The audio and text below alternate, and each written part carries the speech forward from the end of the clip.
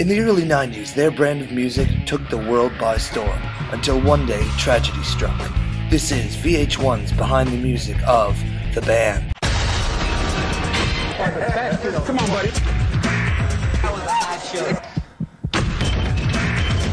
Thank you. Step on back.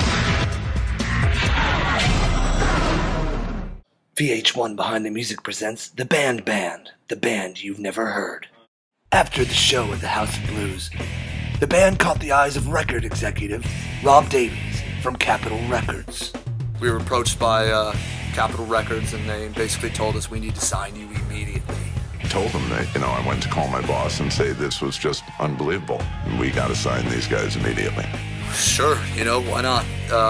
Good enough for Iron Maiden, good enough for us, And so we were approached with a record executive, came and he offered us a lot of money, and we were a week after the incident of the big gig where everyone was lifted up into the heavens. We were recording our first album. The band quickly got into the studio with legendary producer Bob Rock.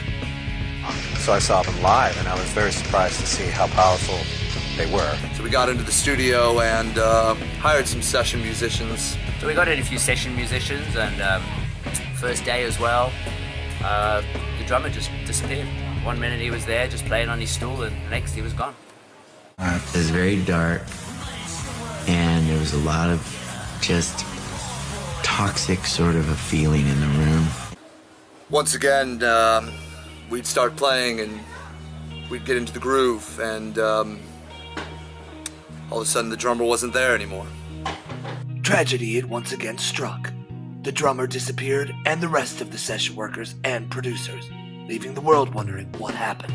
I don't know. They just disappeared.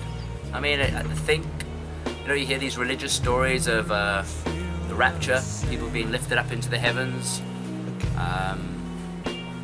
yellow light, white. Got to the point where we would have to record everything ourselves, because if anybody else was around, they would just... I can't explain it, man. The band packed their things and headed to San Francisco. In the quiet town of El Cerrito, they would record their album by themselves. Critics would call it the best album of all time. Our music has this effect on people just to lift them to a new level. How did they do that? How'd they go from here to here? The band's debut album would quickly pick up steam, sending crowds of screaming fans into a frenzy. Some called it brilliance, some called it very dangerous. There was mass riots in the streets. I remember we had a police escort from the airport, and the kids in the street were laying down on the 405. And we just told the limo driver to drive right over them, because what could we do? Their limousine killed 23 people that day, getting the band officially banned from the United States. They then fled to South Africa, where their music caused even more riots and uprisings. Women were crying, mothers were crying,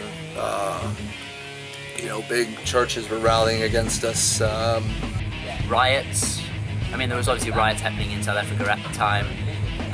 A lot of them were linked to some political stuff that was going on there. I can't really remember what it was called, but somebody was making a big deal out of it. But I think mainly most of the riots that were happening in South Africa and the big marches were basically to do with our music. Yeah, the works, riots, everything. It was just got to the point where they banned the band.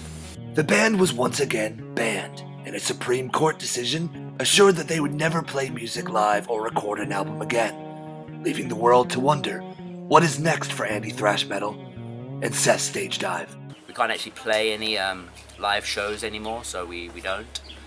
We don't really record music anymore as such.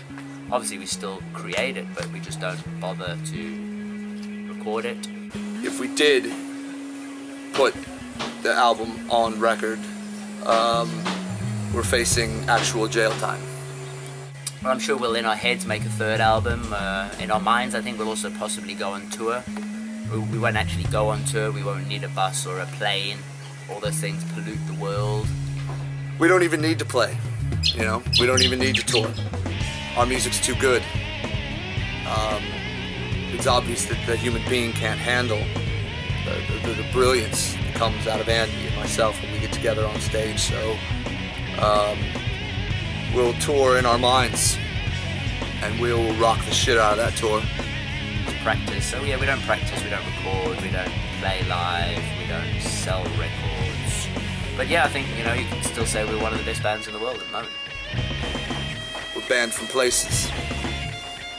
We're banned from countries. We're banned from the radio. And we are the band. And we're the best. Rock and roll is supposed to bring you crazed joy and rebellion for no apparent reason, for its own sake, right? That's what it started out as, music to piss your parents off with. Drop 'em.